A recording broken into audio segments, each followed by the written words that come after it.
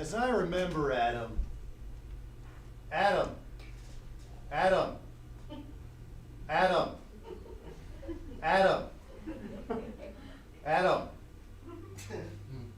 I remember, Adam, it was upon this fashion, bequeathed me by will, but poor 1,000 crowns, and as thou sayest, charged my brother to raise me well.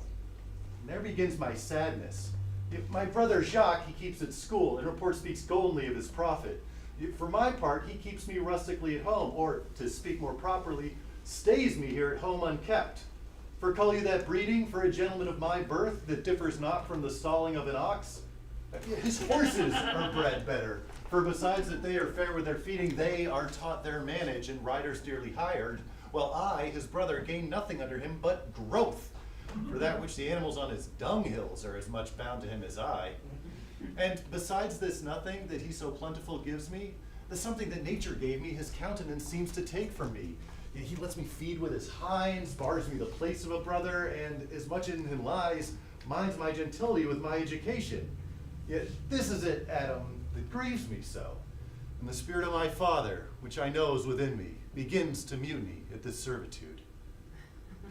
I will no longer endure it, but I know no wise remedy how to avoid it. What are you gonna do? That's my master, your brother. Go thou, Adam, and thou shalt see how he will shake me up. Now, sir, what make you here? Nothing, sir. I am not taught to make anything. What mar you then? Marry, sir, that which you mar, that which God made. A poor, unworthy brother of yours, with idleness. Marry, sir, be better employed, and be not a while. Should I find your hogs and eat husks with them? What prodigal portion have I spent to come to such penury? Know you where you are, sir? Very well, sir, here in your orchard. And know you before whom, sir? I, better than he I am before knows me. I know you are my eldest brother, and the fine condition of blood allows that you should so know me. The courtesy of nations allows you my better, being the firstborn, but that same tradition takes not away my blood. Were there 20 brothers betwixt us? I have just as much of my father in me as you, albeit I confess your coming before me is nearer to his reverence. What? Boy? Ah! Oh, Ow! Ah! Come, elder brother, you are too young in this. Villain! Will not lay hands on me! Ah!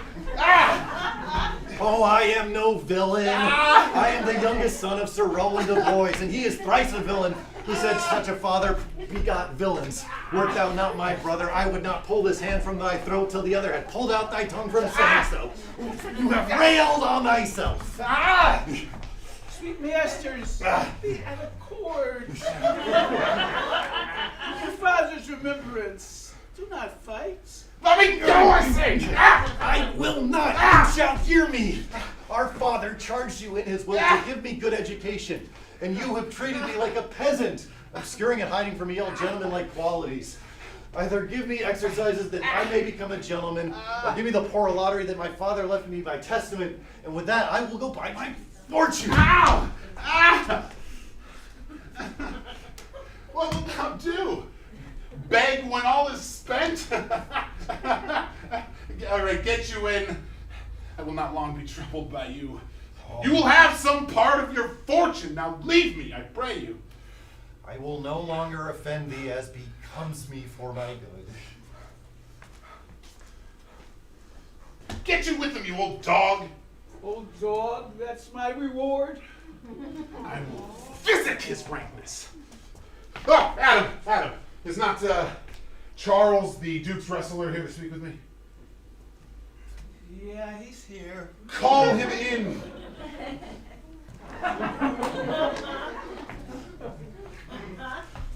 Good morrow to your worship! Good, Monsieur Charles. What's the new news with the new court? Ooh, there's no news at the court, sir, but the old news. That is, the old Duke is banished by his younger brother, the new Duke. And 3 or 4 loving lords have put themselves into voluntary exile with him, whose lands and revenues enrich the new Duke. Therefore, he gives them good leave to wander. Do you know if with the Rosalind, the daughter of the old Duke, be banished with him. Ooh, marry I do, sir. For the Duke's daughter, her cousin so loves her. Yeah. Being ever from their cradles bred together, she would have followed her exile, or have died to stay behind her. She is at the court, and no less beloved of her uncle than his own daughter. And never two ladies loved as they do. And where will the old Duke live? Ooh, they say he is already in the forest of Arden. Yeah. And there, they live like the old Robin Hood of England. They say many young gentlemen flock to him every day and fleet the time carelessly as they did in the golden world. And what? Tomorrow, you wrestle before the new Duke. Oh, marry I do, sir. And I came to acquaint you with the matter. I am given so secretly to understand that your younger brother, Orlando, hath a disposition to come in disguise against me to try a fall. Tomorrow, sir, I wrestle for my credit, and he that escapes me without some broken limb shall acquit him well. Oh. Your brother is but young and tender, and for your love I would be loath to foil him, as I must for my own honor if he come in. Therefore, out of my love to you, I came hither to acquaint you withal, that you might stay him from his intentment, or brook such disgrace well that he shall run into, in that it is a thing of his own honor, and altogether against my will. Ha ha! Charles, I thank thee for thy love to me. And I will most kindly requite. I had knowledge of my brother's purpose herein, and through underhand means. Through underhand means,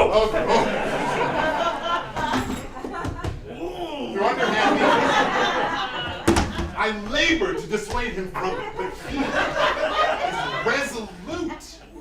I tell you, Charles, it is the stubbornness young fellow of France, full of ambition, an envious emulator of every man's good parts.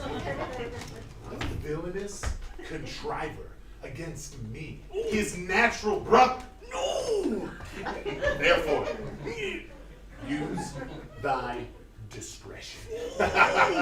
And you were best to look to it, for if you do him any slight disgrace, or if he doth not mightily grace himself upon thee, well then, he'll act against thee by poison. Entrap thee by some treacherous device. And never leave thee be until he hath taken thy life by some indirect means or other. Charles, I tell you, and it is almost with tears that I speak it, there is none so young and so villainous this day living. And I speak but brotherly of him. But if I were to anatomize him to you as he is, then I should blush and weep. And you would look pale and wonder. Whoa! I am heartily glad I came hither to you today. If he come tomorrow, I'll give him his payment.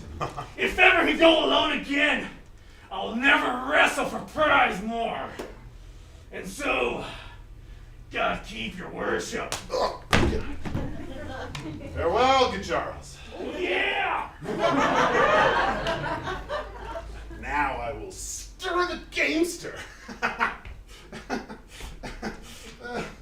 hope to see an end to him soon. For my soul, though I know not why, hates nothing more than him.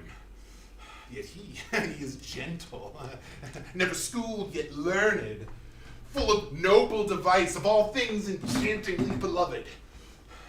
He is so much in the heart of the world, and especially of my own people, who know him best, that I'm altogether misprized. It shall not be long now. This wrestler will clear all. Nothing remains but to kindle the boy thither, which now I will go about.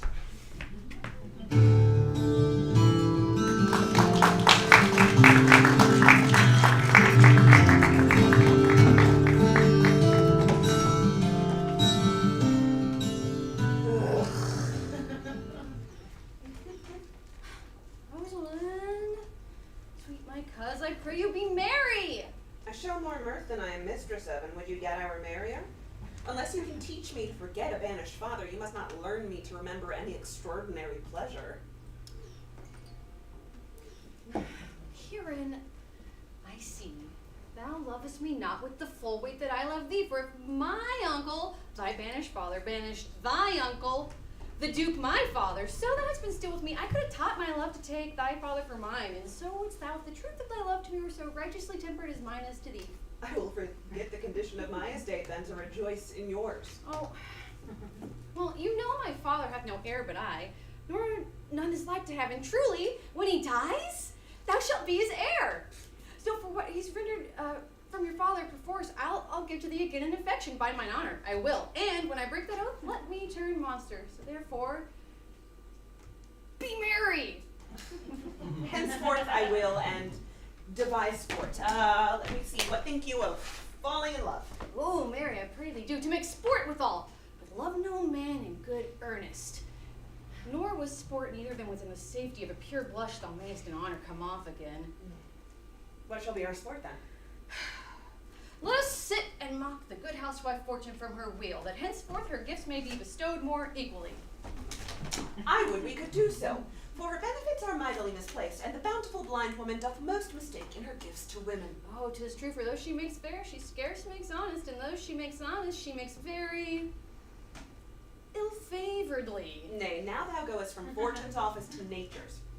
Fortune reigns in gifts of the world, not in the lineaments of nature. No. Though nature hath made a creature fair, may she not by fortune fall into the fire. And though nature hath given us wit to flout at fortune, hath not fortune sent in this fool to cut off the argument? Aye, there is fortune too hard for nature. When fortune makes nature's natural, the cutter off of nature's wit. Ah, yet peradventure this is not fortune's work neither, but nature's, who perceiveth our natural wits too dull, and has sent in this natural for our whetstone, for always the dullness of the fool is the whetstone of the wit. How now, wit? Mistress, you must! Whither wander you? Mistress, you must come away to your father. Oh, were you made messenger? Nay, by mine honor, I was bid to come for you. Where learned you that oath, fool? From a knight. Ooh. A knight who swore on his honor the pancakes were good, then swore on his honor the mustard was not. Now it all stand to this. Pancakes were not and the mustard was good, and yet was the knight not forsworn. How prove you that in the great heap of your knowledge? Aye, Mary, unmuzzle your wisdom. All right, stand you both now. Stroke your chins. Now swear by your beards that I am a knave. By our beards, if we had them, thou art. By my knavery, if I had it, I would be, but you cannot be forsworn if you swear by that which you do not have. No more was this knight forsworn for swearing on his honor, which he never had, or if he did, sworn it away long before he ever saw the pancakes, or that mustard! Prithee, who is it thou meanest? Ooh, one that old Frederick, your father, loves so. Oh, God, my father's love is enough for him. Oh, enough. Speak of him no more, and he'll be whipped for taxation one of these days. Tis a pity that fools may not speak wisely what wise men do foolishly. Now thou sayest true, for since what little wit fools have has been silenced, what little foolishness wise men have makes a great cheer. Oh, look, here comes Monsieur Lepard. Oh, with his mouth full of news. She'll put Thomas's pigeons being clear. And then we shall be news craven. Monsieur Lepard! Fair princesses, you have lost much good sport. The sport? What color? What color, madam? How shall I answer thee? As wit and fortune will. Or as the future's decree. Oh, well said. That was laid on with a trowel. Nay, not if I keep my rank. Thou losest thy old smell. You amaze me, ladies. I would have told you of good wrestling, which you have lost the sight of. You tell us the manner of wrestling.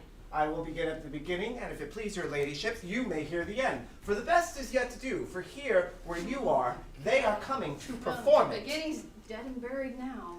There comes an old man and his 3 sons. So I can imagine just beginning with an old tale. 3 excellent young men of excellent growth and presence. Now, the eldest wrestled with Charles, the Duke's wrestler, who in a moment threw him to the ground and broke 3 of his ribs. There's little hope of life left in him. And so he served the second, and so he served the third. Yonder they lie, the poor old man, their father, making such pitiful dole over them. And all, monsieur, but what is the sport the ladies have missed? That which I speak of. Ah, thus men grow wiser every day. It's the first I've heard the breaking of ribs. Sport for ladies. Yeah, nor I assure you. But is there any else longs to see this broken music in his sides? Is there yet another jumps upon rib breaking? Shall we watch the wrestling, cuz? You must if you stay here, for here is the place appointed for the wrestling, and they are coming to perform it. Here comes the Duke! Yeah, they're coming. All right, let's stay and see it. Let's stay and see it. Come on, since the youth will not be entreated, his own peril on his forwardness. Is younger the man? Even he, madam. Oh, no, he's too young. Well, but he looks successfully, though. How now, cousin and daughter? Are you crept hither to see the wrestling? Aye, my liege, so please you give us leave. You take little delight in it, I can tell you. There's such odds in the man. In pity of the challenger's youth, I would fain dissuade him, but he will not be entreated. Speak to him, ladies. See if you can move him. Call him forth, Monsieur Beau. Do so. I'll not be by. Monsieur the challenger, the princesses await you. I attend them with all respect and duty. Young man, have you challenged Charles the wrestler? No, he is but the general challenger. I come but in as others do to try him with the strength of my youth. Young gentlemen, your spirits are too old for your years. Oh, you've seen cruel proof of this man's strength, and if you saw yourself with your eyes or knew yourself with your judgment, the fear of your adventure would counsel you to seek a more equal enterprise. We pray you, for your own safety, give over this attempt. You gotta give it. Aye, do so, good sir. Your reputation will not therefore be misprized. We will make it our suit to the Duke that the wrestling should not go forward. No, I beseech you, punish me not with your hard thoughts, though I confess me much guilty to deny so fair and excellent a princess anything. But let your fair eyes and gentle wishes go with me to my trial, where, if I be foiled, there is but one shamed that was never gracious. If killed, but one dead that was willing to be so. I shall do my friends no wrong, for I have none to lament me, the world no injury, for in it I have nothing. In the world I may only take up a place, which may be better supplied once I have made it empty. The little strength I have, I would it were with you. And mine to eke out hers. Pray heaven I be deceived in you. Yeah, your heart's desires be with you. Very well. Come! Where is this young gallant that is so desirous to lie with his mama Hirsch? Ready, albeit his will hath in it a more modest working. You shall try but one fall. Oh, no, I warrant your grace. You shall not entreat him to a second, that have so mightily persuaded him from a first. And you mean to mock me after? You should not have mocked me before. Now Hercules be thy speed, young man.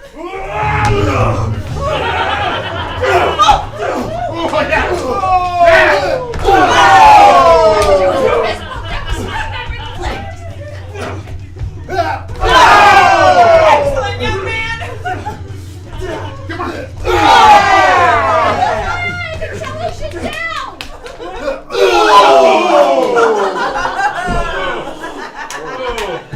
Come on. No more. I thank you, my lord, for I'm not yet well breathed. And how dost thou, Charles? He cannot speak, my lord. Ah, bear him away. What is thy name, young man? Oh, Orlando, my liege, the youngest son of Sir Rowland de Boys. I would thou hadst been son to some man else. The world esteemed thy father honorable, but I did find him still mine enemy. Thou wouldst have better pleased me with his deed, hadst thou descended from another house. But, fare thee well, thou art a gallant youth. Wouldst thou have told me of another father? Goodbye, Duke. See you later, Duke. Love you, Duke.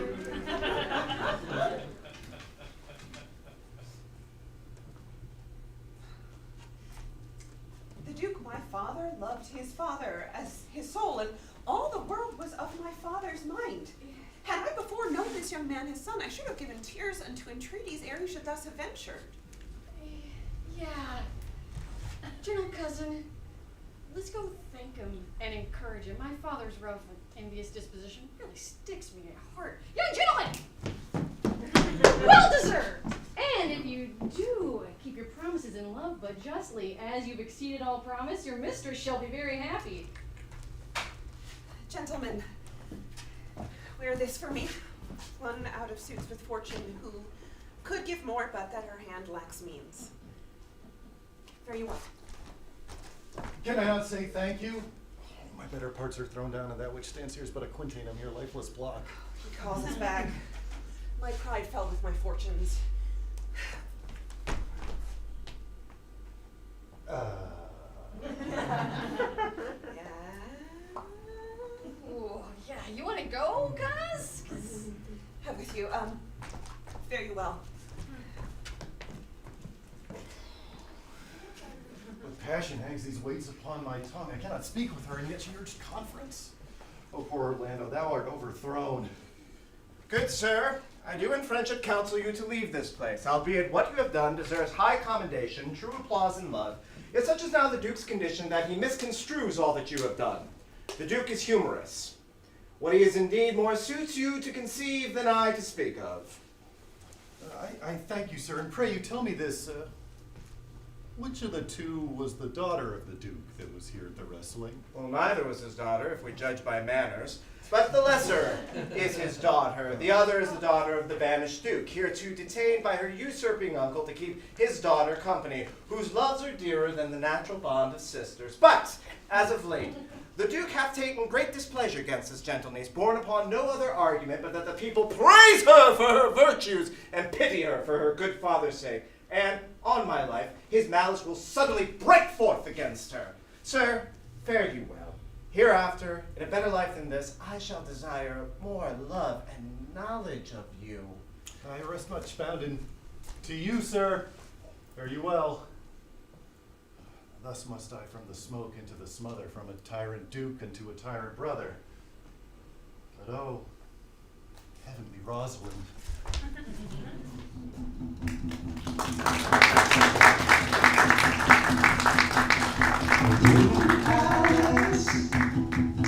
A room in the palace. It's only a short scene, don't get used to a room in the palace. Cousin? Why, Rosalind! Oh, Cupid have mercy. Not a word? Not one to throw at a dog. No, your words are too precious to be cast away upon curse. Come on, throw some of them at me. Lame me with reasons. Then there were two cousins laid up, when the one should be lamed with reasons and the other mad without any. But is all this for your father? No, some of it is for my child's father. Oh, how full of briars is this working day world! Oh, they're but burrs, cousin, cast upon thee in holiday foolery. So if we walk not on the trodden path, our very petticoats will catch them. These burrs are in my heart. I could shake them from my coat. Well, hand them away. I would try if I could cry hem and have him. Ooh, oh. Come. Wrestle with thy affection. They take the part of a better wrestler than myself. Oh, God, a good wish upon you. You don't try in time, in despite of a fault, but turning these jests out of service, let's talk in good earnest. Is it possible that you should on such a sudden fall into so strong a liking for old Sir Roland's son? My father loved his father dearly. Yeah, but does it therefore ensue that you should love him dearly? Because by that kind of chase, I should hate Orlando, because my father hated his father. Yet I hate him not. No, so. Faith, hate him not for my sake. Oh, but why not? Does he not deserve well? Let me love him for that, and do you love him because I do. Here comes the Duke. The Duke! The one for the Duke is back! He's back, Provide baby! yourself with your safest haste and get me from our court. Me, uncle? You, cousin. If within these 10 days you be found so near our public court as 20 miles, thou diest for it. I do beseech your grace, let me the knowledge of my fault bear with me. If with myself I hold intelligence, or have acquaintance with my own desires, if I do not dream or be not frantic, then never so much as in thought and born did I Thus do affect all your highness. traitors, if their purgation does consist of words. They are as innocent as grace itself. Let it suffice, I trust thee not. Yet your mistrust cannot make me a traitor. Tell me whereon the likelihood depends. Thou art my father's daughter. There's enough. So was I when your highness took his dukedom. So was I when your highness banished him. Treason is not inherited, my lord. Or if we did derive it from our friends, what's that to me? My father was no traitor. Therefore, mistake me not so much, my liege, to think my poverty is treacherous. What, your sovereign? Oh, hear me speak? Aye, Celia, we stayed her for your sake, else she with her father had ranged along. Oh, I did not then entreat to have her stay. That was for your pleasure and your own remorse. I was too young at that time to value her. But now I know her, and if she be a traitor, so am I. Because we slept together, rose at an instant, learned, ate, played together, and wherever so we went, like Juno's swan, we went coupled and inseparable. She is too subtle for thee. Her very patience, her silence. They speak to the people and they pity her. Thou art a fool. She robs thee of thy name. You will show more brightly and seem more virtuous when she is gone. Open not thy lips. Firm and irrevocable is my doom which I have passed upon her. She is banished. Well, then pronounce that sentence on me, my liege, 'cause I can't live out of her company. You are a fool. Mistress, provide yourself. If you outstay the time, then upon mine honor and in the greatness of my name, you die. There goes the Duke! Yeah, Duke! Cold-blooded, Duke! Cold-blooded! Poor Rosalind. Whither wilt thou go? Wilt thou chase fathers? Oh, I'll give thee mine. Oh, I charge you, be not thou more grieved than I am. I have more cause. Thou hast not. Don't you know? Duke has banished me, his daughter. That he hath not. Oh, no, hath not. Then lacks then the knowledge which teacheth thee that thou and I am one. Shall we part? Shall we be sundered? No. Therefore, let my dad seek another heir. Now devise with me how we may fly, whither to go, and what to bear with us. And do not seek to take your change upon you, to bear your griefs yourself and leave me out. For now, that our sorrows pale, by this heaven, say what thou canst, I'll go along with thee. Go. Why, whither shall we go? To seek my uncle in the forest of Arden. Oh, alas, what danger will it be, maids as we are, to travel forth so far? Beauty provoketh thieves sooner than gold. I'll put on some fur and mean attire with some kind of umber smirch my face. Like do you, and so shall pass and never stir assailants. Easy. No, were it not better, because that I am more than common tall, that I did suit me at all points like a man, with a gallant curtle axe on my thigh, and a boar spear in my hand, and in my heart. Why, there what hidden woman's fear there will have a swashing and a martial outside, as many mannish cowards do that do outface it with their semblance. What should I call you when you're a man? I'll have no worse a name than Jove's own page. Therefore, look you call me Ganymede. Sick. What will you be called? Something that hath a reference to my state. No longer Celia, but Alien. Aliena. Okay, but what if we essayed to steal the clownish fool from out of your father's court? Would he not be a comfort to us in our travels? Oh yeah, he'll go over the wide world with me. Leave me alone to woo him. Let's away, get our jewels and our wealth together, and devise the fittest time and safest way to hide us from pursuit that will be made after my flight. Now go we in content to liberty, and not to banishment. Yeah.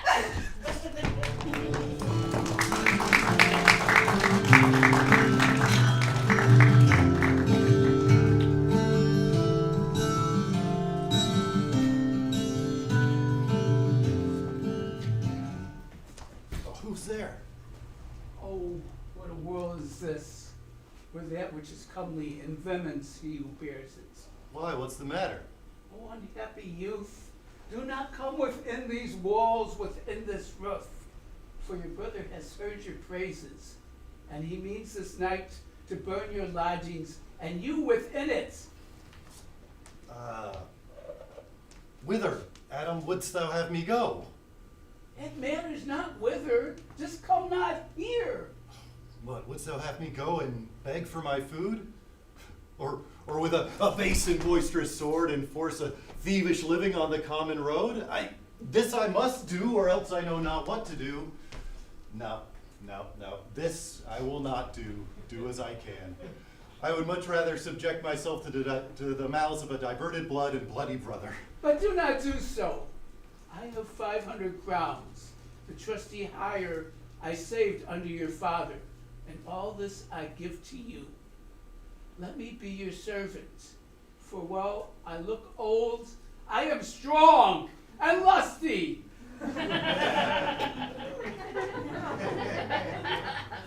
Oh, good old man. You are too fine for this modern world. You have the constant service of the antique world within you, when service sweat for duty, and not for need. Come, we'll go along together, and ere we have thy youthful wages spent, we'll light upon some low and settled content.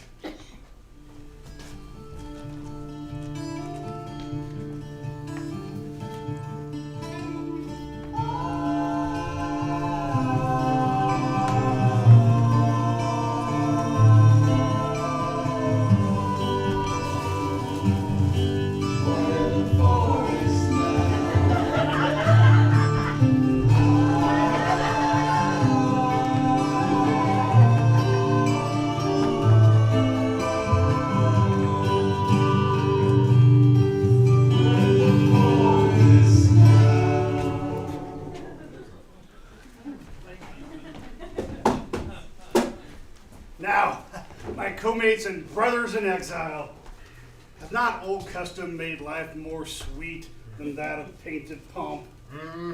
Are not these woods more free from peril than the envious court?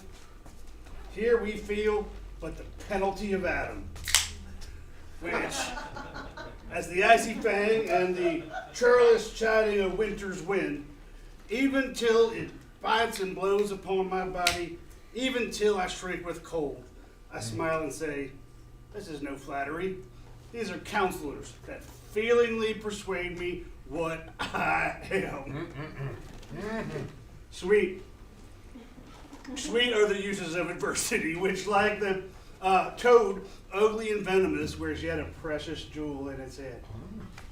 And this our life exempt from public haunt, find tongues in trees, books in running brooks, serpents and stones, and good in everything. I would not change it. Happy is your grace that can transform the subtleness of fortune into so quiet and so sweet a style. Come, let us go kill us venison. Ah, yeah.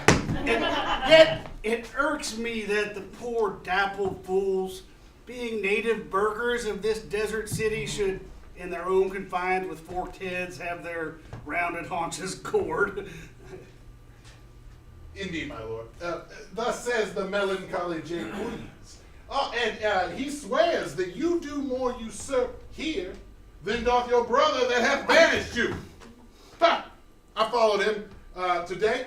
He was laying along under an oak, whose antique roots peep out upon the brook that brawls along this wood. In that place, a poor sequestered stag that from the hunter's aim had taken a hurt did come to languish. I tell you what, that poor wretched animal heaved forth such groans that their discharge did stretch its leathern coat almost to burst. Big round tears coursing down its innocent face in piteous chase. Thus the hairy fool, much marked by the melancholy Jaques, stood on the extremest verge of that brook, augmenting it with tears. Oh, but what said Jaques? Did he not moralize the spectacle? Yes, into 1,000 similes. First, upon him needlessly weeping into the stream. Poor dear, quoth he, thou makest a testament as worldlings do, to giveth thy sum of more, to that with hath too much. Oh, anon, a careless herd runs along by, does not stop. Aye, quoth he, sweep on, you fat and greasy citizens, 'tis just the fashion. Wherefore dost thou look upon this poor and broken bankrupt? And did you leave him in this contemplation? Yes, weeping and commenting upon the sobbing deer. Oh, show me the place. I love to cope him in these sullen fits, because then he's full of matter. I'll take you to him straight.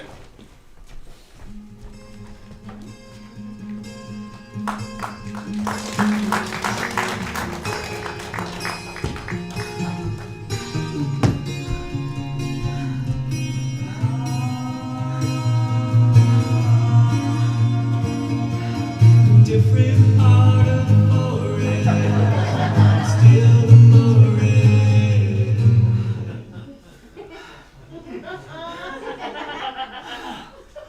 Jove, how weary are my spirits. Oh, I care not for my spirits if my legs were not weary. I could find it in my heart to disgrace my man's apparel and cry like a woman, but that I must comfort the weaker vessel, as doubleted hose ought to show itself courageous to petticoat. Therefore, courage, Aliena! I pray you. Bear with me. I can't go no further. For my part, I'd rather bear with you than bear you. Though should I bear you, I would bear no cross. For I believe you have no cross in your purse. Well, this is the forest of Arden. Aye, I'm an Arden. More fool am I, when I was at home, I was in a better place. Oh, but travelers must be content. Aye, be so good, Touchstone. Look, who comes here? A young man and an old and solemn talk. That is the way to make her scorn you still. Oh, Corin, that thou knewest how I do love her. I partly guess, for I have loved her now. No! Corin, being old, thou canst not guess, though in thy youth thou wast as true a lover as ever sighed upon a midnight pillow. But if your love were ever like to mine, as surely I think did never man love so. How many actions most ridiculous hast thou been drawn to by thy fantasy? Into 1,000 I have forgotten. Oh, then thou hast never loved so heartily. If thou rememberest not the slightest folly that love did make thee run into, thou hast not loved. Or if thou hast not sat, as I do now, wearying thy hearer and thy mistress' praise, thou hast not loved. Or if thou hast not broke from company abruptly, as my passion now makes me, thou hast not loved. Oh, Phebe! Phebe! Alas, poor shepherd, in searching of thy wound, I have by hard adventure found my own. And I mine. I remember when I was in love. I had broke my sword upon a stone. I bid him take that for coming a knight to Jane's smile. I remember the kissing of a fat lass, and the pretty cow ducks her chapped hands had milked. And I remember the wooing of a peace cod instead of her, from whom I had taken, been giving again, said, with weeping tears, wear these for my sake. We that are true lovers run into strange capers, but as all is mortal in nature, so is all nature in love, mortal in folly. Thou speakest wiser than thou art aware of. Nay, I shall never be aware of my own wits till I break my shins against them. Jove, this shepherd's passion is much upon my fashion. One upon mine, but it grows somewhat stale with me. I pray you, will one of you question yon man if he for gold will give us any food? God, I faint almost to death. Holla, you clown! Peace, fool, he's not my kinsman. Who calls? Your betters, sir! Yes, are they very wretched? Peace, I say. Good evening, shepherd. To you, gentle sir, and to you all. I do beseech you, gentle shepherd, if that love or money can in this desert place by entertainment bring us where we may rest ourselves and feed. Here's a young maid with travel much pressed and faints for succor. Oh, fair sir, I pity her, and wish for her sake more than for mine own my fortunes were more able to relieve her. But I am shepherd to another man, and do not share the fleeces that I graze. My master is of churlish disposition, and little recks to find the way to heaven by doing deeds of hospitality. Besides, his flock, his coat, and bounds and feed are all on sale now. And at our sheepcote now, by reason of his absence, there is nothing there that you will eat. But what there is, come see, and in my voice most welcome shall you be. Prithee, who is it that shall buy his pasture and flock? This young swain you see before you, and little care for buying anything. I pray you, shepherd, if it stand with honesty, Buy thou the pasture, the cottage, and the flock, and you shall have to pay for it of us. Yeah, and we'll bid thy wages. I don't like this place. I can waste my time in it. Assuredly, the thing is to be sold. Go with me. If you like upon report the land, the soil, and this kind of life, I will your very faithful feeder be, and buy it with your gold, right suddenly.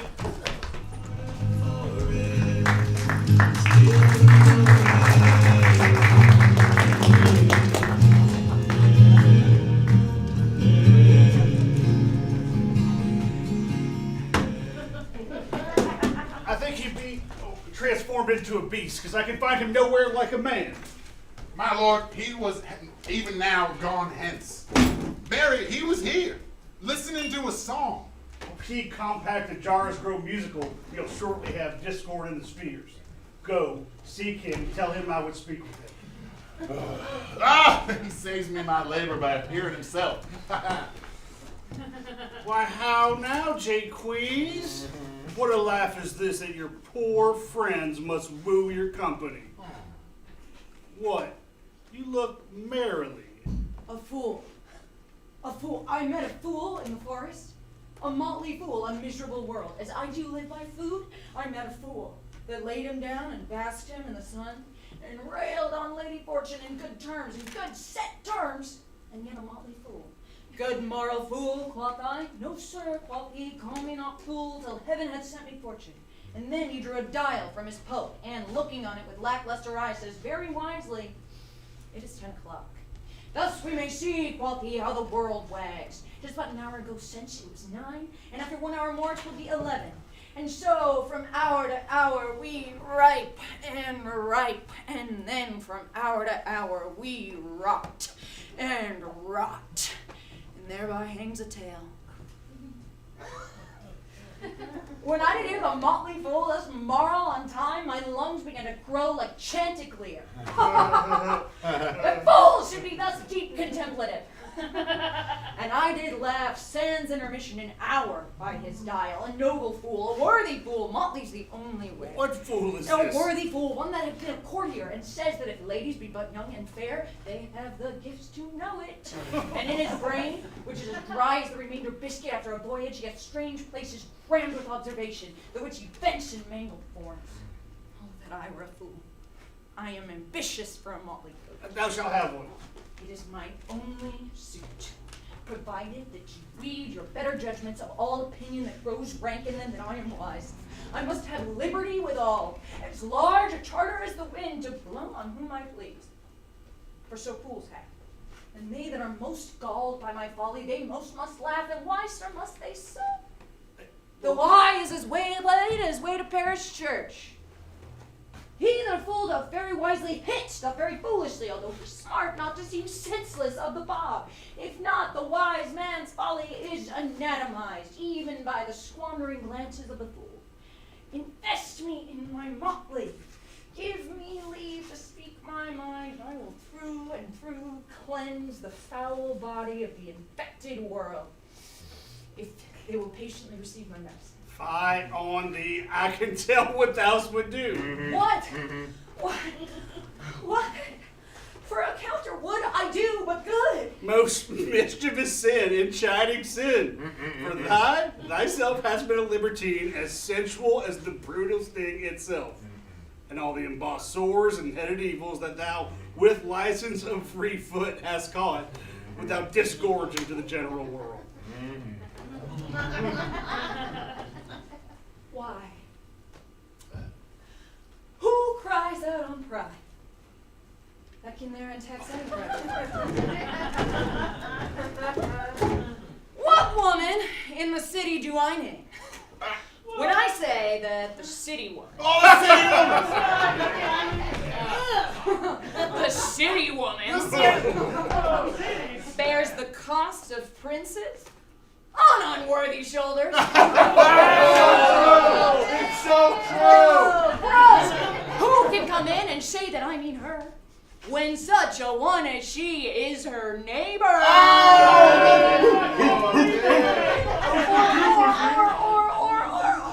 Or what is he of basest function? What is he of basest function. She's talking about you. That says his bravery is not of my cause, thinking I mean him. But therein shoots its folly to the metal of my speech. There then, how then? What then? Yes! Let me see wherein my tongue hath wronged him. If it do him right, then he hath wronged himself. If not, why, then my taxing like a wild goose flies unclaimed of any man. There! They need no more! Why, I have et none yet. Nor shall not till necessity be served. Of what kind should this cop come up? Art thou emboldened man by thy distress, or else a rude despiser of good manners, that in civility thou seemst so empty? Oh, you touched my vein at first. The thorny point of bare distress hath taken from me the show of smooth civility. Yet I am inland bred and know some nurture. But forbear, I say! He dies that touches any of this fruit till I and my affairs are answered. And you will not be answered with reason. I must die. What would thou have? Thou gentleness shall force more than your force move us to gentleness. I almost die for food, and let me have it. Sit down and feed, and welcome to our table. Speak you so gently? Pardon me, I thought that all things had been savage here, and therefore I put on the countenance of stern commandment. But whatever you are in this desert inaccessible under the shades of melancholy boughs, lose and neglect the creeping hour of times. If ever you have looked on better days, if ever you've sat at any good man's feast or been where bells have knolled to church, if ever from your tearlets you've wiped an eye, you know what 'tis to pity and be pitied. Let gentleness my strong enforcement be, in which hope I blush and hide my sword. True is it that we have seen better days, and with holy bell been knolled to church, and sat at good men's feast and wiped tears from our eyes that sacred pity hath engendered. Thus sit you down in gentleness and take upon command what help we have, that to your want may be ministered. Forbear then, wait you just a little while like a doe I go and fetch my fawn. There is a poor old man who hath after me limped many a weary step in pure love, till he be sufficed, oppressed with two weak evils, age and hunger. I will not touch a bite. Go, I thank you. find him out, and we'll waste nothing till you return. Be blessed for your good comfort. Thou seest, we are not all alone unhappy. The wide and universal theater presents a more woeful pageant than the scene wherein we play.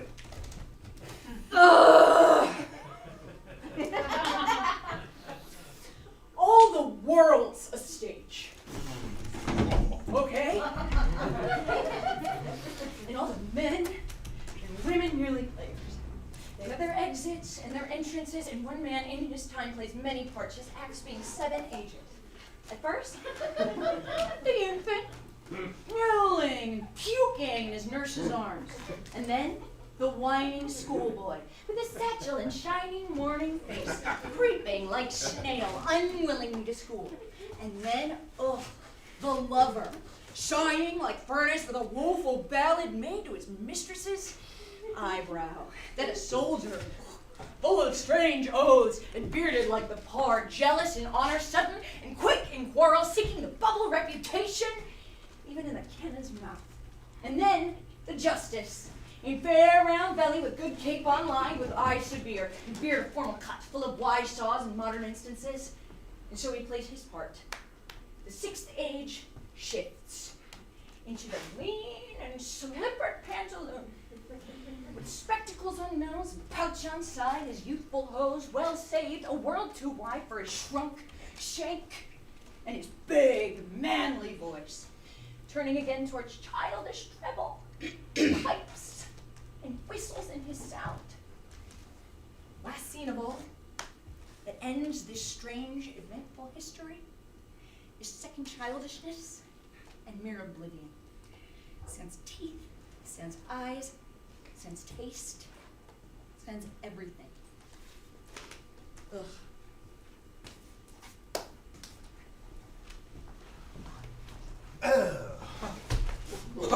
Welcome. Set down your venerable burden and let him be. I thank you most for him. If you are good Sir Roland's son, as mine own eye doth his effigies witness, most truly limbed and living in your face, be truly welcome hither. I am the Duke that loved your father. Oh. The residue of your fortune. Come to my cave and tell me. Good old man, thou art as right welcome as thy master is. Support him by the arm. Give me your hand and let me all your fortunes understand. My chicken. I guess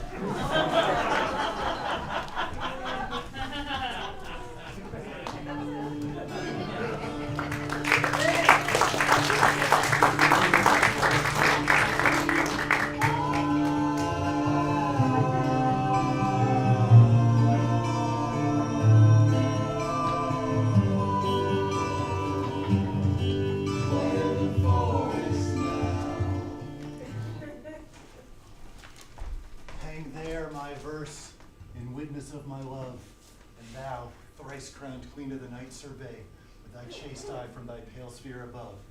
Thy huntress name my full love doth sway. Oh, Rosalind! These trees, they shall be my books, and in their barks my thoughts all character, that every eye which in this forest looks shall see thy virtue witnessed everywhere. Run, run, Orlando, and hang on every tree, the fair, the chaste, the unexpressive she.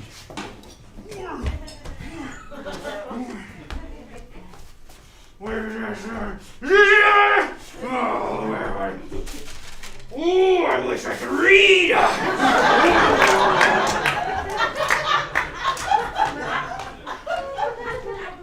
And how liked you this shepherd's life, Mr. Touchstone?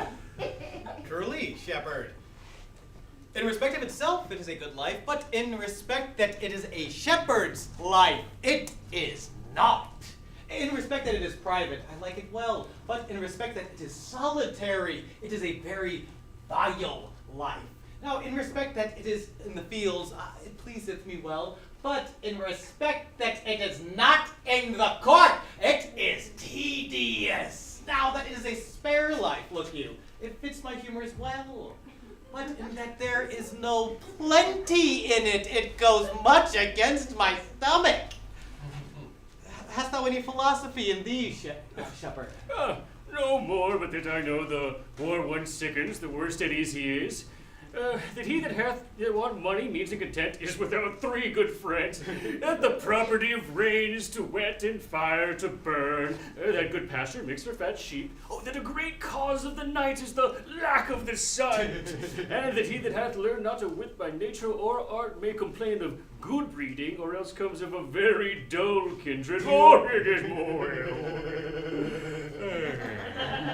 Such a natural philosopher. Hast thou ever been in court, shepherd? Oh, no, truly no. Then thou art damned. Oh, no! Truly, thou art damned like an ill-roasted egg, all on one side. For not being at court, your reason. Well, if thou hast never been in court, thou hast never seen good manners. If thou hast never seen good manners, then thou manners must be wicked, and wickedness is sin, and sin is damnation. Thou art in a parlous state, shepherd. Oh, not a whit, Touchstone.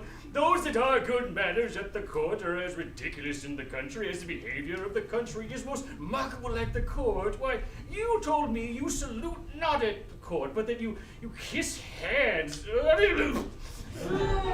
That courtesy would be uncleanly, if courteous were shepherds. Instance. Come briefly, instance. Why, we are still handling our ewes, and their fells, you know, are greasy. Yes, but do not your courtiers' hands sweat?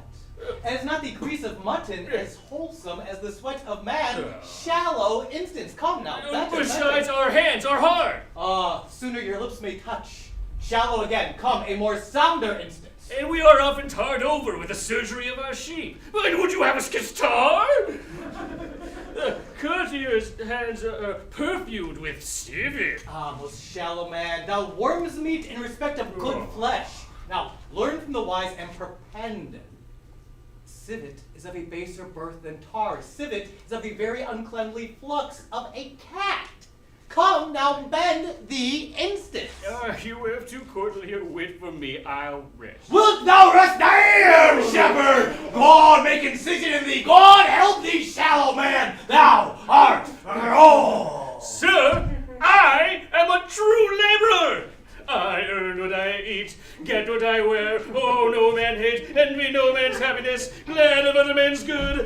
content in my heart, and the greatest of my pride is to see my ewes graze and my lambs suck. Oh! Now that's another simple sin in you, shepherd. To go about the bringing together of the ewes and the rams, to make your living through the copulation of cattle. Be bought to a bellwether, to betray a she-lamb some 12 months to a crooked-pated old cuckoldly ram, despite all more reasonable merit. If that not be damnable, the devil have no room for shepherds. See how else thou shalt be escape this. Oh, jeez. Oh, here comes young Mr. Ganymede, my new mistress's brother. Okay. From the east to western end, no jewel is like Rosalind. Her worth being mounted on the wind, through all the world bears Rosalind. All the pictures fairest lined are but black to Rosalind. Let no fair be kept in mind, but the fair of Rosalind. All right, so 8 years together, dinner, supper, sleeping hours accepted. This is the milkmaiden's rank to market. Peace, fool. Here. For a taste.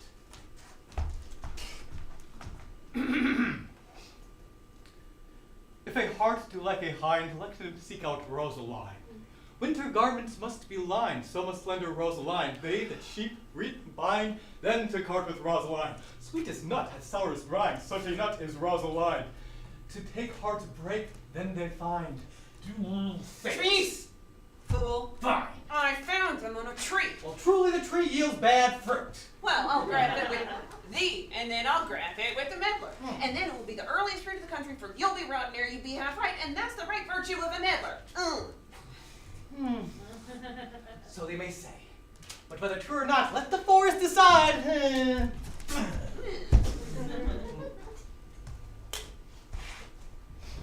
Thus Rosalind of many parts by heavenly sign-on was devised, and many faces, eyes, and hearts have to touch his dearest prize. Heaven would that she these gifts should have, and I to live and die her slave. Oh, most gentle pulpiter, what tedious homily of love have you wearied your parishioners withal, and never once cried, have patience, good people. Turn around. Huh? Ah! Back, friends, shepherd, go off a little. You two, go with them.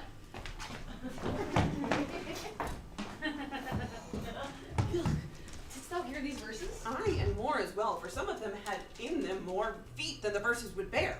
Oh, that's no matter. The feet might bear the verses. The feet were lame and could not bear themselves without the verse, and therefore stood lamely in the verse. But didst thou hear without wondering how thy name came to be hanged and carved upon these trees? I was never so berhymed since the Pythagoras time that I was an Irish rat, which I can hardly remember. Yeah, oh. Know you who hath done this? Is it a man? And a chain that you once wore about his neck. I prithee who? Oh, wow, Lord, it's a hard matter for friends to meet, but mountains may be removed by earthquakes and so encounter. Tell me who? Oh, God, is it possible? I prithee, with most petitionary vehemence, tell me who it is.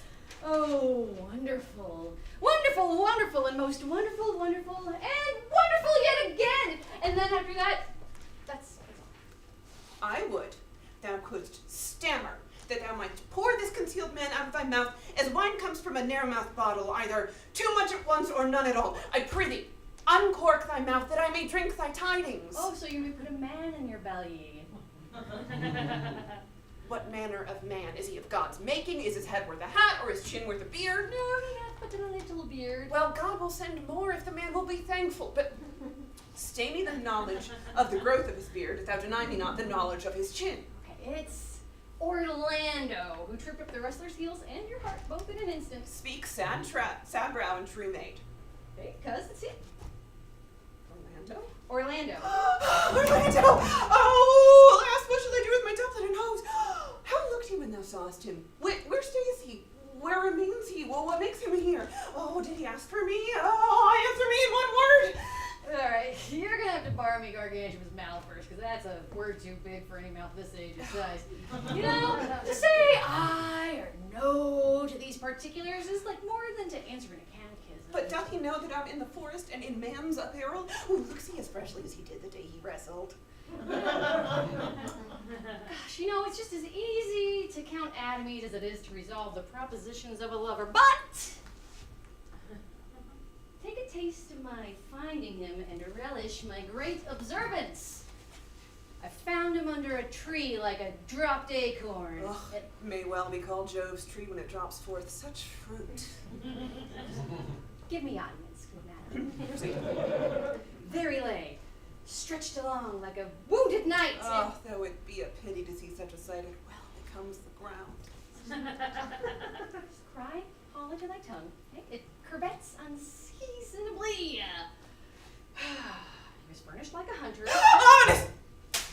He comes to kill my heart. Okay. I would sing my song without a burden. Thou bringest me out of tune.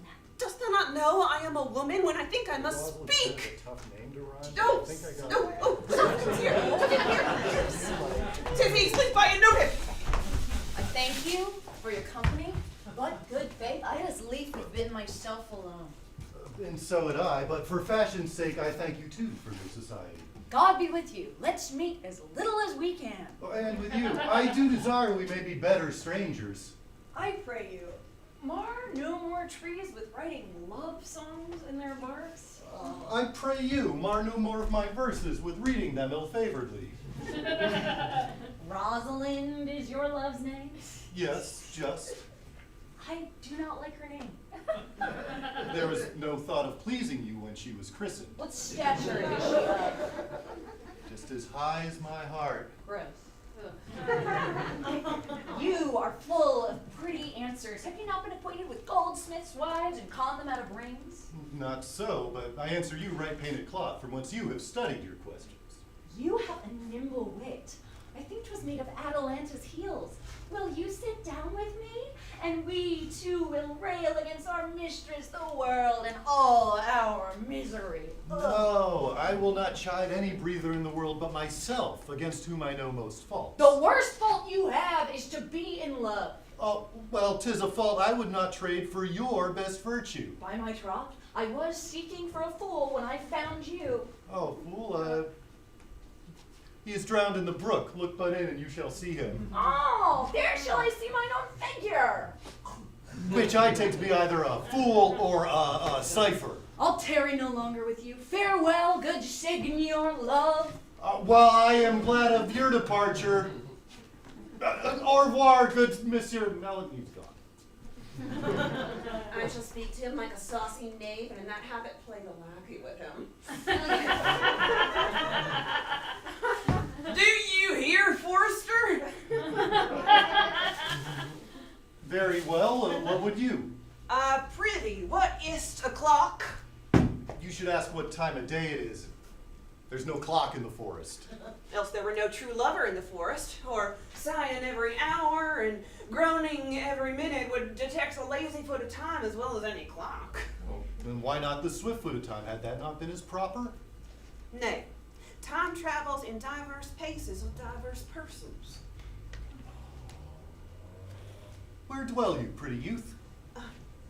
With my sister, a shepherdess, here on the skirts of a forest, like a fringe on a petticoat. Are you natives of this place? As the coney that you see dwell where she is kindled. Your accent. Something finer than one could purchase and so remove the dwelling. Indeed, I haven't told so of many, but I was taught to speak by an old uncle of mine, a religious man, and one who knew courtship too well. For inland, he fell in love. I have heard him read many lectures against it. I thank heaven I am not a woman to be charged with so many offenses, and yet generally tax their whole sex withal. I pray you, can you remember any of the principal evils he laid at the charge of women? Nay, I will not cast upon my physic, but on those that are ill. I see none of my uncle's marks in you. He taught me how to know a man in love, in which cage of rushes I see you are no prisoner. What were his marks? A lean cheek, which you have not. A blue eye and sunken, which you have not. A beard neglected, which you have not, though Simply your having a beard is a younger brother's revenue. Then your hose should be ungartered, your bonnet unbanded, your sleeve unbuckled, your shoe untied, and everything about you demonstrating a sort of careless desolation. But you are no such man. You're a rather point device in your accoutrement, as loving yourself than seeming the lover of any other. Fair youth, I would I could make thee believe I love. Me believe it? You may as well make her that you love believe it. But, in good faith, are you he that writes the verses on which our Rosalind is so admired? I swear to thee, by the white hand of Rosalind, I am he, that unfortunate he. But aren't you so in love as your rhymes speak? Either more than rhyme nor reason can express. Love is merely a madness, and as well deserves a dark house and a whip as madmen do. And the reason they are not so punished and cured is that the lunacy is so ordinary that the whippers are in love too. Yet I profess to curing it by counsel. Did he ever cure any so? Aye, one. And in this manner, he was to imagine me his mistress, his love. And I set him every day to woo me, at which time would I now like him, now loathe him, now entertain him, now forswear him, then swoon for him, then spit at him, that I drave my suitor from his mad humor of love to a living humor of madness, which was to forswear the full stream of the world and to live in a nook merely monastic. And thus I cured him, and in this manner will I take it upon me to wash your liver clean as a sound sheep's heart, that there will not be one spot of love on't. I would not be cured, youth. But will you or won't you, I can cure you, if you'll just call me Rosalind. Okay. Next time we meet, I may do such. But for now, I must be off.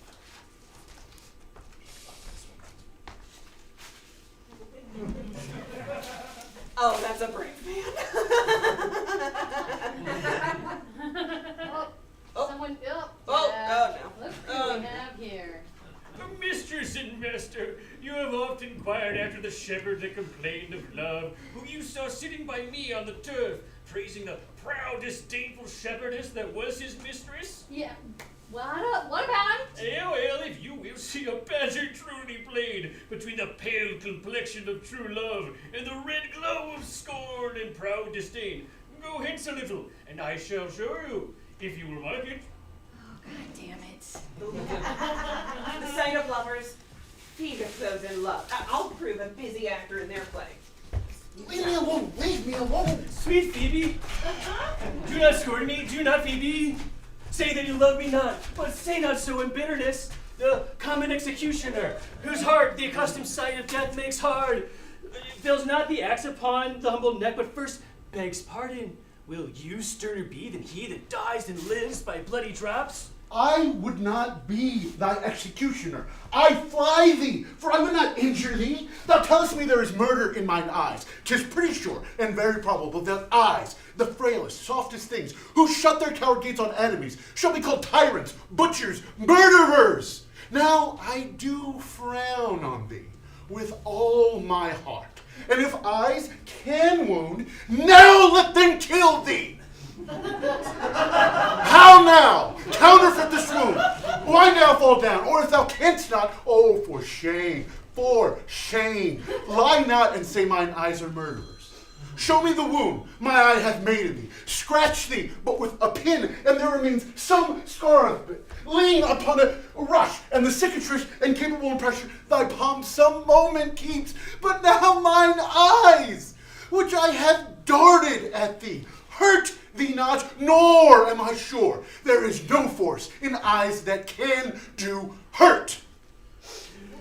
Oh, dear Phebe. If ever, and as it ever may be near, you meet in some fresh cheek the power of fancy, then shall you know the wounds invisible that love's keen arrows make. But till that time comes, pity me not, afflict me with thy mocks, for till that time I shall not pity thee. And why? So? I pray you. Who might be your mother that you insult and exalt all at once over the wretched? What, though you have no beauty, must you be therefore proud and pitiless? But you, foolish shepherd, wherefore do you follow her? Look not so on me. I think she means to tangle up my eyes too. No, Peyton, proud mistress is not your inky brow, your black silk hair, your bugle eyeball, no, your cheek of cream that can attain my spirits to your worship. Shepherd, 'tis such fools as you that makes the world full of ill-favored children. But Sweet youth, chide here together. I would rather hear you chide than this man woo. ugh, I pray you, do not fall in love with me. Look, I must tell you friendly in your ear. Down on your knees and thank the heavens fasting for a good man's love. For I must tell you friendly in your ear. Sell when you can. You're not for all markets. Sister, will you go?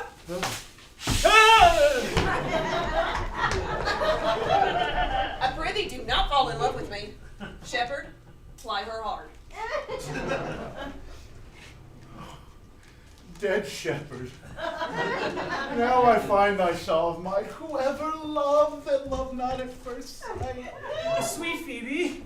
What sayest thou, Sylvius? Sweet, sweet Phebe, pity me. I am sorry for thee, Sylvius. Well, if you do sorrow at my grief and love, by giving love, your sorrow and my grief were both extermined. Thou hast my love. Is that not neighborly? I would have you! Why, that were covetousness! Sylvius, there was a time that I hated thee, and not that I barely love, but since thou can talk so well of love, thy company, which erewhile was irksome to me, I will endure, and I'll employ thee too. But look for no further recompense than thine own gladness thou art employed. So holy, and so perfect is my love. And I, in such a poverty of grace, shall think it a most plenteous crop to glean the broken years after the man at the main harvest reaps. Loose now and then a scattered smile, and that I'll live upon. Knowest the youth that spoke to me erewhile? And I very well. I have met him oft, and he hath bought the cottage and the bands that the old carlet once was master of. Think not I love him, though I ask for him. 'Tis a peevish boy, yet he talks well. But what care I for words? Yet words do well when he that speaks them pleases those that hear. Oh, he's a pretty youth. Well, not very pretty, but sure he's proud. And yet his pride becomes him. He'll make a proper man. The best thing in him was his complexion, and no sooner did his tongue make offense than his eye did heal it up. Ooh, he's not very tall, but for his years, he's tall. Oh, his leg was but so, but tis well. There was a pretty redness in his lips, Sylvius, a darker, more lusty red than that mixed up in his cheek. Ooh, that was all the difference between the constant red and mingled damask. Oh, there be some women, Sylvius, who marked him in parcels as I had, who had gone near to fall in love with him, but for my part, I love him not, nor I hate him not. And yet, I had more cause to hate him than to love him. For what had he to do but chide at me? He said my eyes were black and my hair was black, and now I remembered scorned at me. Well, I marvel why I answered not again. That's all one. Admittance is no acquittance. Admittance is no acquittance. I shall write to him a very taunting letter, and thou wilt bear it. Wilt thou, Sylvius? Phebe, with all my heart. Come with me. The matter's in my head and in my heart. I will be bitter with him and passing short.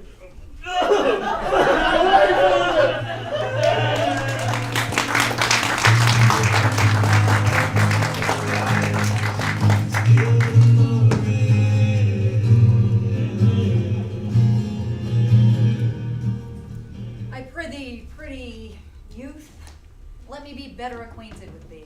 They say you are a melancholy fool. I am so. I do love it better than laughing. Those that are in the extremity of either are most abominable fellows, and betray themselves to every modern censure worse than drunkards. Why, 'tis good to be sad and say nothing. Why then 'tis good to be a post. I have neither the scholar's melancholy, which is emulation, nor the musicians, which is fantastical, nor the courtiers, which is proud, nor the soldiers, which is ambitious, nor the lawyers, which is politic, nor the ladies, which is nice. Yuck. Nor the lovers, which is all these.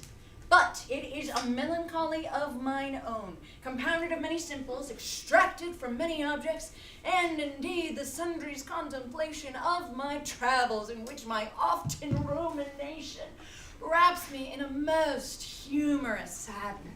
A traveler. By my faith, you have good reason to be sad. I fear you have sold your own lands to see other men's. Therefore, to have seen much and to have little is to have rich eyes and poor hands. Yes, I have gained my experience. And experience makes you sad. I'd rather have a fool to make me merry than experience to make me sad. And to travel for it, too. Good day and happiness, dear youth. No. Nay, God be with you, and you talk in blank verse. Farewell, Monsieur Traveler. Why, how now, Orlando? Where have you been all this time? You a lover, and you play me such another trick, come no more in my sight. I come within an hour of my promise. Break an hour's promise in love? He that will divide a minute into 1,000 parts and break but a part of 1,000 part of a minute in the affairs of love? It may be said of him that Cupid hath clapped him on the shoulder, but I'll warrant him heart whole. Pardon me? Nay, and you be so tardy, come no more in my sight. I had as lief be lewd of a snail. Of a snail? Aye, a snail. For though he comes slowly, he carries his house on his head. A better jointure, I think, than you make a woman. Besides, he brings his destiny with him. What's that? Horns, which such as you are fain to be beholding to your wife for, but he comes armed in his destiny and prevents the slander of his wife. Well, but virtue is no horn maker, and my Rosalind is virtuous. And I am your Rosalind. No, he may call you such, but we are Rosalind of a better leer than you. Come. Now I will be your Rosalind in a more coming on manner. What would you say to me now when I were your very, very Rosalind? Oh, I would kiss before I spoke. Oh, no. You were better to speak first, and then when you were gravelled for lack of matter, take the occasion to kiss. Very good orators, when they are out, they will spit, and for lovers lacking, God warn us, matter, the cleanliest shift is to kiss. And how if the kiss be denied? Why, then she puts you to entreaty, and there begins new matter. But who could be out before his beloved mistress? Marry, that should you, if I were your mistress, and not I your Rosalind. Does me some good to say that you are, because then I'd be talking to her. Well, in her person I say I will not have you. Oh, well then in mine own person I die. No, faith, die by attorney. The poor world is almost 6,000 years old, and in that time there was not a man died in his self, videlicet, in a love cause. Men have died from time to time, and worms have eaten them, but not for love. I would not have my right Rosalind of this mind, for I protest her frown might kill me. No, by this hand it will not kill a fly. Come, now I will be your Rosalind in a holiday humor, and ask me what you will, I'll grant it. Okay, then love me, Rosalind. Aye, faith, will I Fridays and Saturdays and all. And wilt thou have me? Aye, and 20 such. What sayest thou? Are you not good? I hope so. Well, can one desire too much of a good thing? Come, you shall be the priest and marry us. Give me your hand, Orlando. What say you, sister? Oh, pray thee, marry us. I can't say a word, God. You must begin, will you, Orlando? God, Orlando, will you have to wife this Rosalind? I will. Aye, but when? Why, as soon as she can marry us. Well, then you must say, I take thee, Rosalind, for wife. I take thee, Rosalind, for wife. But how long would you have her after you possessed her? Forever and a day. No, say a day without the ever. Oh. Men are April when they woo, December when they wed. Maids are May when they are maids, but the sky changes when they are wives. I will be more jealous of you than a Barbary cock pigeon over his hen, more clamorous than a parrot against rain, more giddy in my desires than an ape, more newfangled than a monkey. I will weep for nothing like Diana in a fountain, and then when you are inclined to be married, I will laugh like a hyene, and then when thou art inclined to sleep. Yeesh. But will my Rosalind do so? By my faith, she will do as I do. Oh, but she is wise. Else she could not have the wit to do this. The wiser, the waywarder, to make the doors upon a woman's wit, and it will out of the casement. Shut that, 'twill out of the keyhole. Stop that, 'twill fly with the smoke out the chimney. A man who had a wife with such a wit, he might say, "Wit, whither wilt?" No. Well, you might keep that check for it until you found your wife's wit going to your neighbor's bed. Oh, and what excuse could wit have to excuse that? Why, to say she came to seek you there. You will never take her without her answer unless you take her without her tongue. I must leave thee for 2 hours. I cannot lack thee 2 hours, love. I must attend the Duke at dinner. I will be with thee by 2 o'clock. Aye, go your ways, but beware my censure and keep your promise. With no less religion than if thou wert indeed my Rosalind. So adieu. But time is the old justice that examines all such offenders, and let time try. Adieu!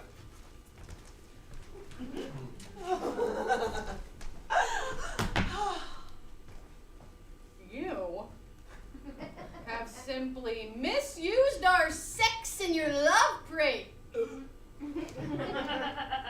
We must have your Dublin nose plucked over your head to let the world see what the bird hath done to the nest. Oh, cuz, my pretty little cuz, that thou dost know how many fathoms deep I am in love, but it cannot be sounded.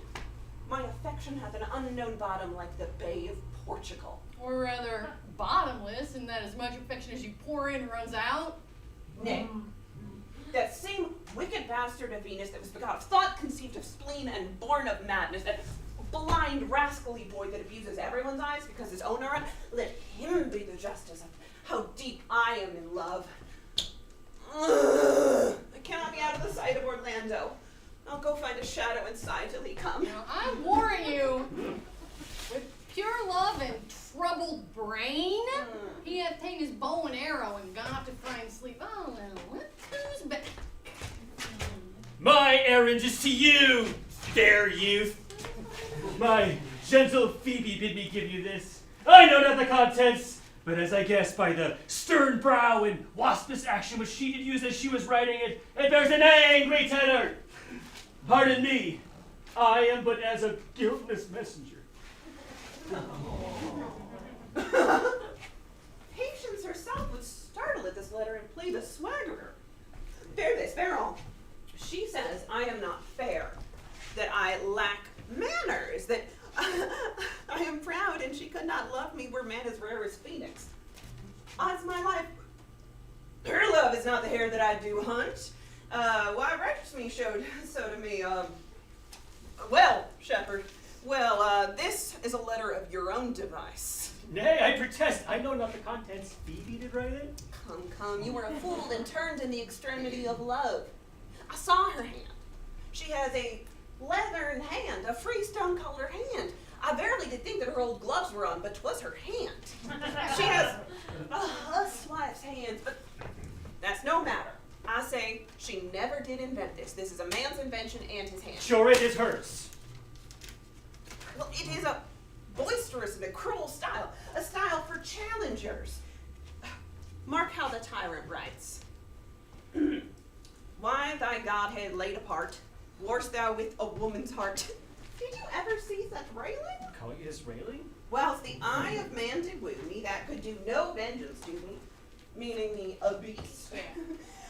If the scorn of your bright eye have power to raise such love in mine, alack, in me what strange effect would they work in mild aspect? Whilst you chid me, I did love, how then might your prayers move?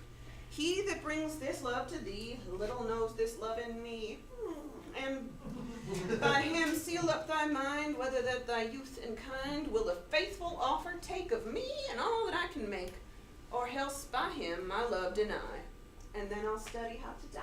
Coitus chiding? Oh, poor Shepherd. Do you pity him? No, he deserves no pity. Would you love such a woman? Well, go your way and tell her this, that if she love me, I charge her to love thee. If she will not, I will never have her unless thou entreat for her. Now, if you are a true lover, go your ways and not a word. Good morrow.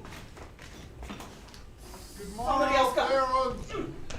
Good morrow, fair ones. Oh, pray you, if you know, where in the purlieus of this forest stands a sheepcote fenced about by olive trees? Oh yeah. West of this place, in the neighbor bottom, the rank osiers about the murmuring stream left and right side of free to this place. But at this hour, the house doth keep itself. There's no one within.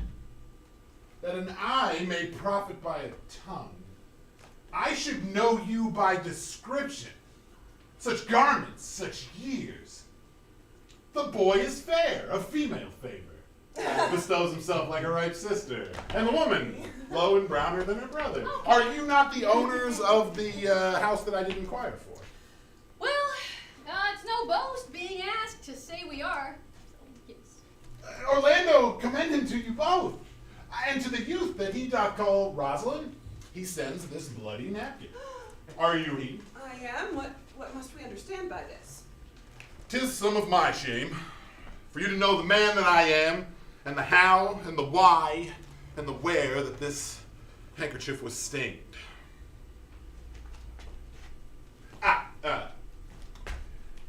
It was, I forgot. Hold on. It was very, very dangerous. Listen. Orlando was wandering through the forest. He was supposed to come back to you Yeah. in but an hour. Yeah. I know, it's longer. Pacing through the forest, chewing on the food of sweet and bitter fancy, lo, what befell? He drew his eye aside, and mark what object did present itself.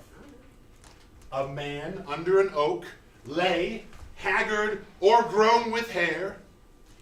About his neck, a green and gilded snake had wreathed itself. Its head all nimble with threats, approached the opening of his mouth. Ew. Suddenly, seeing Orlando, the snake unlinked itself, and with intended glides, slipped away into a bush.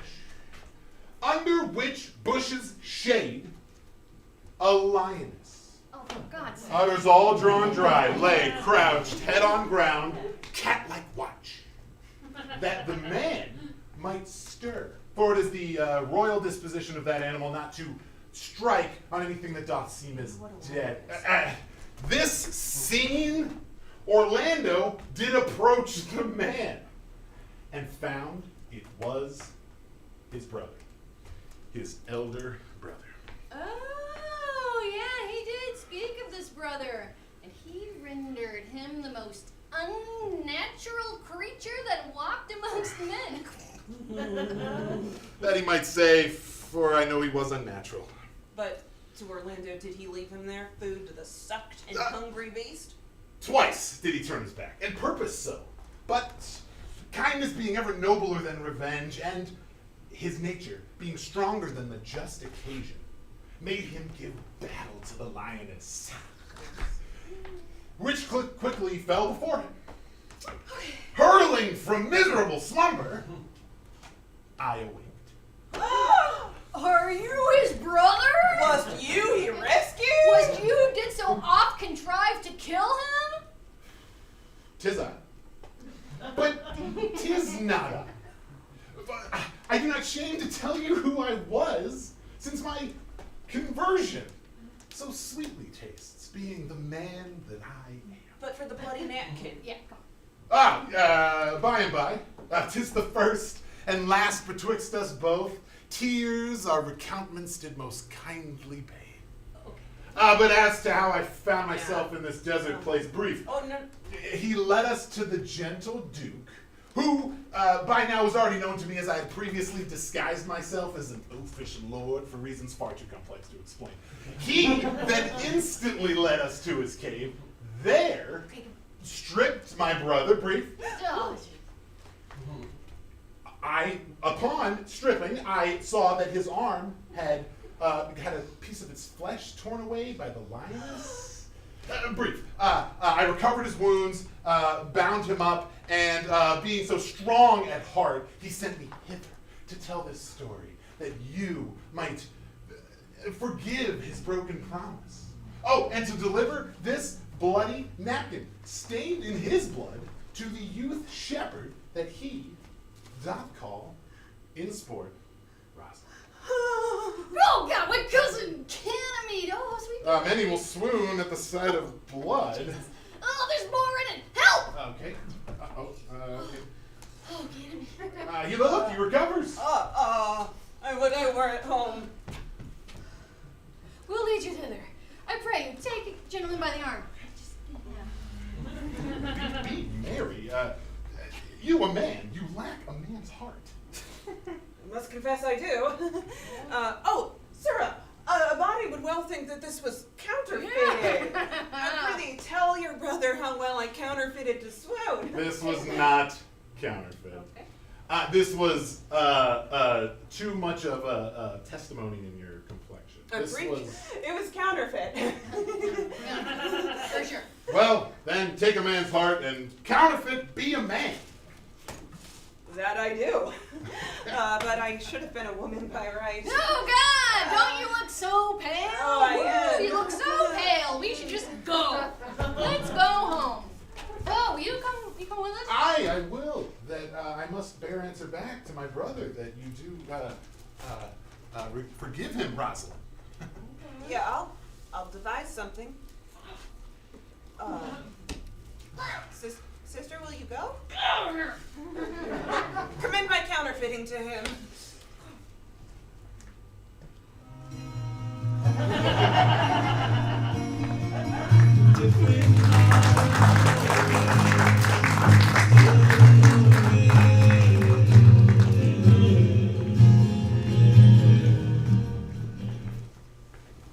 Is it possible that on so little acquaintance you should like her? That but seeing you should love her? In loving woo and wooing she should grant? You will persevere to enjoy her? Never mind the giddiness of it, nor the poverty of her, or my sudden wooing, or her sudden consenting. But say with me, I love Eliana. I love Eliana. And say with her that she loves me, that She loves both you. consenting, that we may enjoy each other. It's going to be good for you. For my father's house and all the revenue that was old Sir Roland's, I will estate upon thee, and here live and die a shepherd. You have my consent.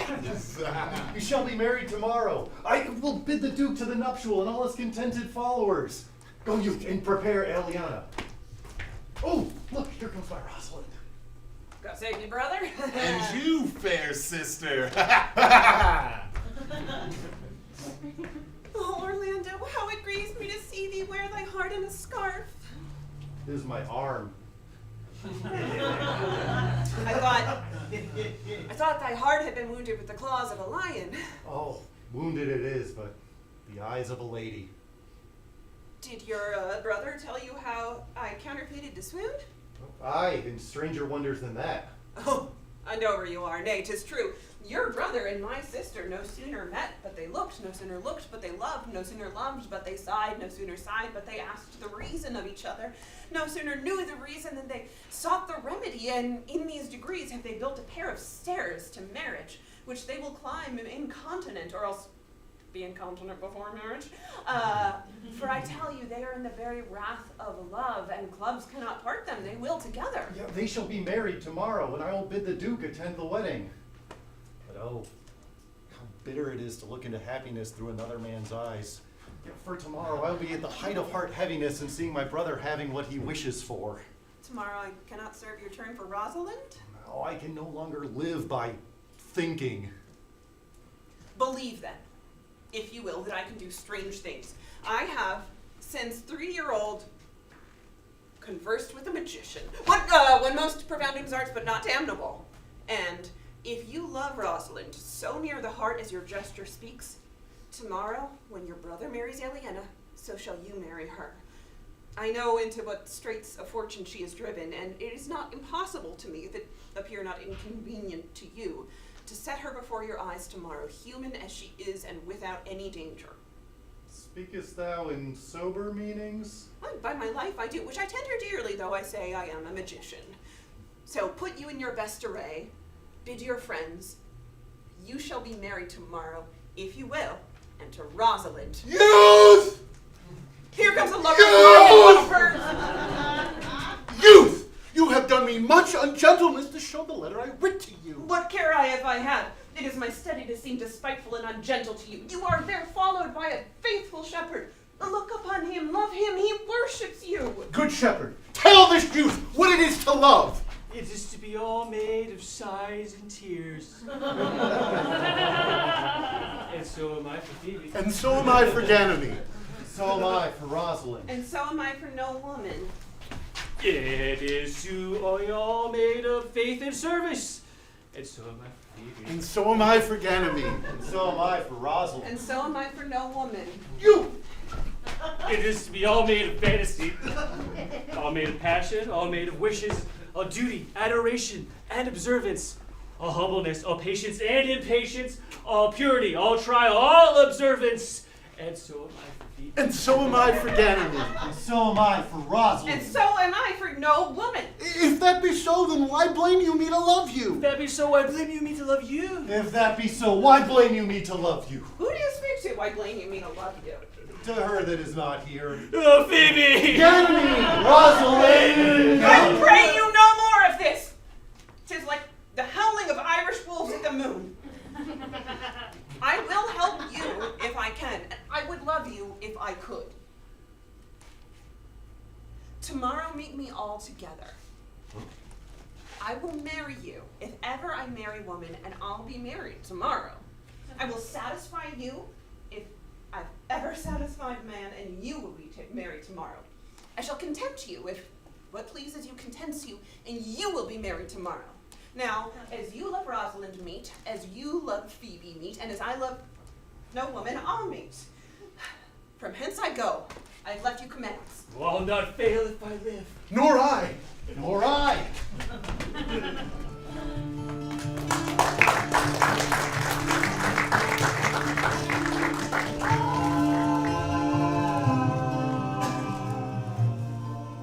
Dost thou believe, Orlando, that the boy can do all he hath promised? I sometimes do believe, and I sometimes do not. As those that believe they hope and hope they fear. Patience once more while our compact is urged. You say, if I'm bringing your Rosalind, you will bestow her on Orlando here? That would I had kingdoms to give with her. You say you'll have her if I bring her in? That I would, were I of all kingdoms king. You say you'll marry me if I be willing? That I would should I die the hour after. But if you do refuse me, you'll give yourself to this young shepherd here. That is the bargain. You say that you'll marry Phoebe if she refuse me? Though to have her and death were both one thing. I have promised to make this matter all even. Keep you your word, O Duke, to give your daughter. You yours, Orlando, to receive her. Keep you your word, Phoebe, that you'll marry me, or else refusing me to wed this shepherd. Keep you your word, Sylvius, that you'll marry Phoebe if she refuse me. And from hence I go to make this matter all even. I do remember in this shepherd boy some lively touches of my daughter's favor. My good lord, when I first did meet him, methought he was a brother to your daughter. But that boy is forest born, and hath been tutored in the many strange rudiments of the world by his uncle, whom he purports to be a great magician, but obscured in the circle of the forest. There is, sure, another flood toward. And these couples are coming to the ark. Here, here is a pair of very strange beasts, which in all tongues are called fools. Oh, greetings and salutations to you all. Good my lord, bid him welcome. This is the motley-minded gentleman that I have so often met in the forest. He hath been a courtier. He swears. Ain't a man doubt that, let him put me to my purgation. I have trod a measure, flattered the shepherd, I have been politic with my friends, smooth with mine enemy. I have undone 3 tailors, had 4 quarrels, like the fought one. How was that taken up? Oh, faith we met, taken it was upon the 7th cause. Oh, 7th cause! Good my lord, like this fellow. I like him very well. Kind ill to you, sir, I desire you of the like. I press in here, sir, amongst the rest of the country cobblers. I'm still wearing my slippers. They're nice. Thank you very much. Amongst the rest of the country cogulatives, to swear and to forswear, as marriage binds and blood breaks, a poor virgin, sir, an ill-favored thing, sir, but of mine own, a poor humor of mine, to take that no man else will. Rich honesty dwells like a miser in a poor house, like you're a pearl in a foul oyster. Oh, sir, we quarrel and fridge by the book, but as you have books for good manners, I will list you the degrees, yes? The first, the reply, courteous. The second, the quip, modest. The third, the retort, churlish. The fourth, the reproof, valiant. The fifth, the countercheck, quarrelsome. The sixth, the lie consequence. The seventh, the lie direct. Now, you may avoid all of these except for the lie direct. You can avoid that too, with but an if. I knew when 7 justices could not take up a quarrel until the parties had met in person, and then one of them called themselves but an if. As in, if you said so, well then I say it so. Then they clasped hands. They clasped hands, they swore brothers. Your if, the only true peacemaker. Much virtue in it. Yes! Good! Is not this a rare fellow, my lord? He's as good as anything, and yet a fool. He uses his folly like a stalking horse, and under the presentation of that, he shoots his wit.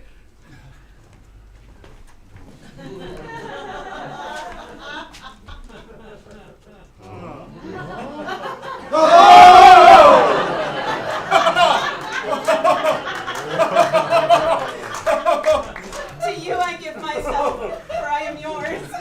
There be truth inside, you are my daughter. To you I give myself, for I am yours. There be truth in sight, you are my Rosalind. If sight and shape be true, why then my love would adieu. I'll have no father if you be not he. I'll have no husband if you be not he. Nor ne'er wed woman if you be not she. Oh, my dear niece. Welcome thou art to me. Even daughter, welcome in no less degree. I will not eat my words. Now thou art mine.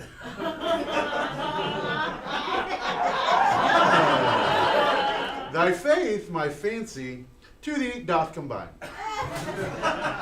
Proceed, proceed.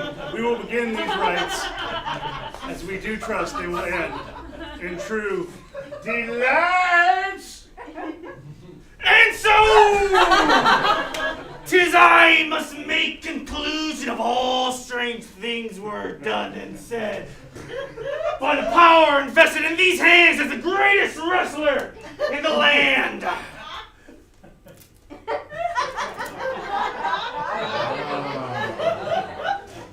I now pronounce you all are wed. And for the sealing of this rite, as prelude to your wedding night, man and wife, you all may fight!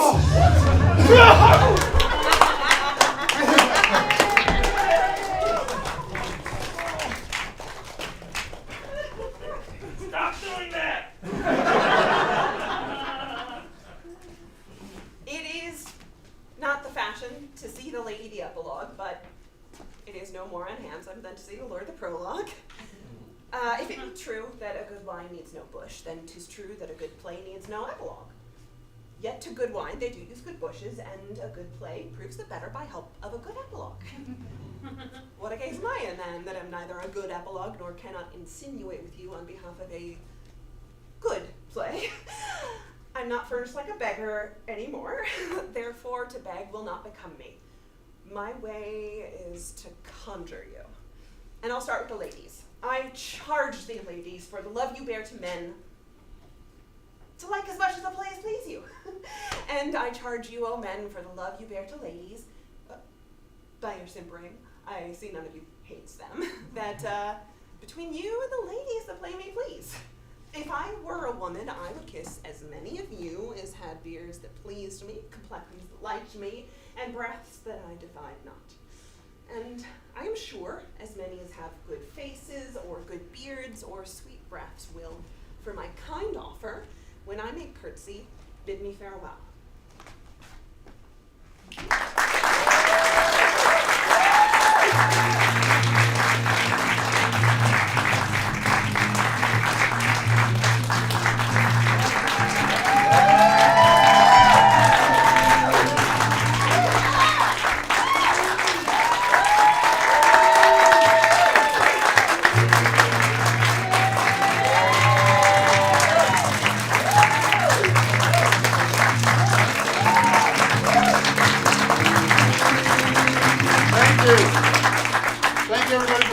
I just wanted to say a quick thing before we go. We really had fun tonight. This is Shakespeare Blood Oath, for any of you that don't know what that is. It is, we are doing every Shakespeare play once a year for as long as it takes, which I think goes to like 2050 something. Yeah! So thank you for being here, a part of it, and I hope you guys come along for the ride. You can go to our website, shakespearebloodOath.com. We're on Facebook too, Shakespeare Blood Oath. Check out, we'll put updates there, and also if you want to join and join this fun party up here, if you have any sort of inclination, please do. Email, contact one of us. We want you a part of it. So also, I guess next year, right? Yes. So next year we announced the play we do next year, and it is Timon of Athens.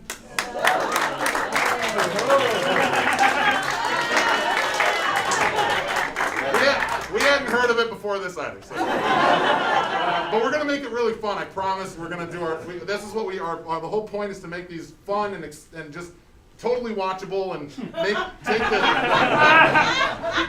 take the Shakespeare-ness out of it if we can. So thank you again for coming, and we'll see you guys afterwards in the lobby.